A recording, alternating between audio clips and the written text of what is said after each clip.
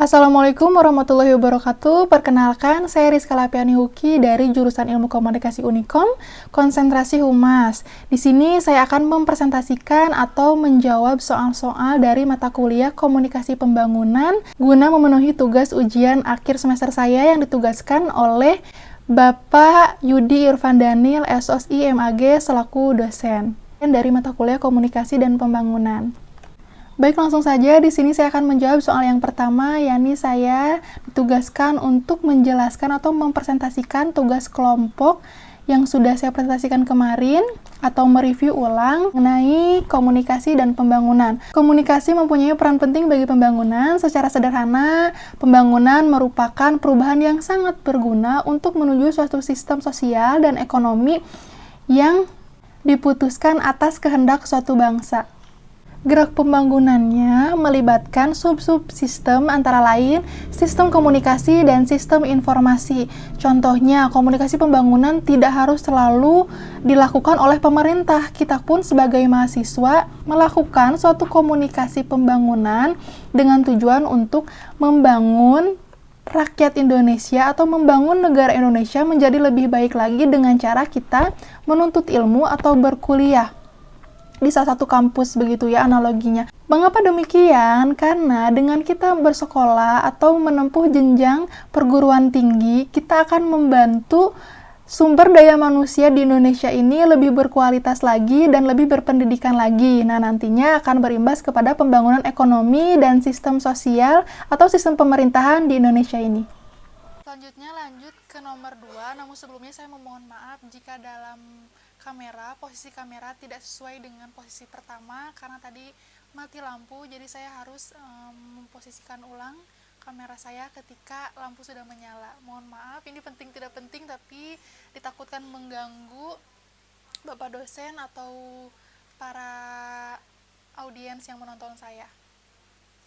Nah, soal nomor 2 adalah contoh kasus dari materi yang sudah saya sampaikan, yaitu mengenai komunikasi dan pembangunan. Jadi, studi kasus dari komunikasi pembangunan ini kita analogikan seperti kita saja yang mau membangun rumah, maka kita akan mengkomunikasikan antara kepala keluarga, ibu, atau dengan sang anak, atau antara suami dan istri dalam memusyawarahkan mau seperti apa sih tipe rumah yang nanti kita akan bangun. Nah, begitupun komunikasi pembangunan seperti contohnya infrastruktur, kemudian tata kota, maka seluruh pemerintah yang berwenang dari atas sampai tingkat bawah itu akan mengkomunikasikannya guna keselarasan dan kesejahteraan setelah pembangunannya nanti telah selesai dilaksanakan, atau guna meminimalisir ketidaksesuaian atau perbedaan pendapat saat proses pembangunan itu dilaksanakan. Nah, selain contoh kasus dari yang tadi sudah saya jelaskan, kita kembali lagi ke materi sebelumnya yang sudah saya jelaskan. Analogi sederhananya, kita juga sebagai mahasiswa telah turut melakukan pembangunan di bagian pendidikan khususnya begitu, dan komunitas-komunitas yang lain atau organisasi-organisasi yang lain yang berkaitan dengan kesejahteraan masyarakat atau sosial, maka itu juga turut membantu komunikasi pembangunan dalam komunikasi pembangunan sosial seperti itu. Nah, untuk selanjutnya saya akan menjelaskan mengenai propaganda dan media massa. Keduanya sangat berkaitan. Mengapa sangat berkaitan? Nanti kita akan kumpas tuntas di akhir. Namun sebelumnya di sini saya akan menjelaskan mengenai propaganda terlebih dahulu. Propaganda adalah suatu komunikasi atau penyampaian pesan yang dilakukan secara berencana, tersusun, dan sistematis guna mempengaruhi suatu pandangan, pendapat, ideologis, perilaku masyarakat, bahkan suatu bangsa. Tujuannya adalah untuk mempengaruhi perilaku masyarakatnya itu sendiri untuk berpikir dan bertindak sesuai apa yang diinginkan oleh si propagandis atau orang yang melakukan propaganda tersebut. Nah, hubungannya apa sih dengan media massa? Media massa adalah suatu channel atau saluran untuk menyampaikan pesan kepada publik atau masyarakat, seperti contohnya media massa elektronik adalah televisi dan radio. Nah, media massa inilah yang dianggap sangat berperan penting atau menguntungkan beberapa orang atau suatu kelompok yang melakukan propaganda itu sendiri. Contohnya suatu kelompok partai dalam melakukan propaganda politiknya. Seperti halnya di media massa televisi, beberapa tokoh-tokoh politik akan melakukan pencitraan seperti menampilkan citra yang baik guna mendapat simpati dan dukungan dari masyarakat.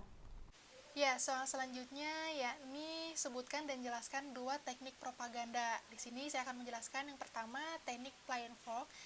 Teknik Feyerabend ini adalah propaganda yang menggunakan cara identifikasi terhadap suatu ide. Teknik ini mengidentifikasi yang dipropagandakan milik dan mengabdi terhadap komunikan, milik dan mengabdi kepada komunikan. Nah, sifat merakyat sering dimunculkan dalam teknik propaganda ini. Nah, yang selanjutnya adalah teknik testimonial.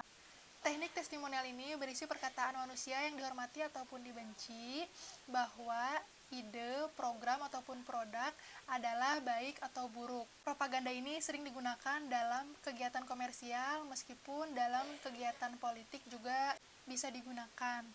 Dalam teknik ini digunakan nama orang terkemuka yang mempunyai otoritas tinggi dengan menyatakan bahwa orang yang dipropagandakan memiliki dukungan dari beliau atau dari orang-orang yang mempunyai otoritas tinggi juga mendukungnya. Untuk soal selanjutnya, jelaskan mengenai teori framing. Teori framing adalah metode penyajian realitas di mana tentang kebenaran suatu hal atau suatu kejadian tidak diingkari secara total dan beberapa fakta-fakta akan ditonjolkan di sana. Contohnya, framing traktual adalah bagaimana Metro TV melaporkan peristiwa 212 misalnya akan berbeda dengan cara Metro TV atau cara wartawan Metro TV melaporkan peristiwa 412. Mungkin hanya itu yang dapat saya sampaikan, kurang dan lebihnya mohon dimaafkan karena saya juga masih sama-sama belajar.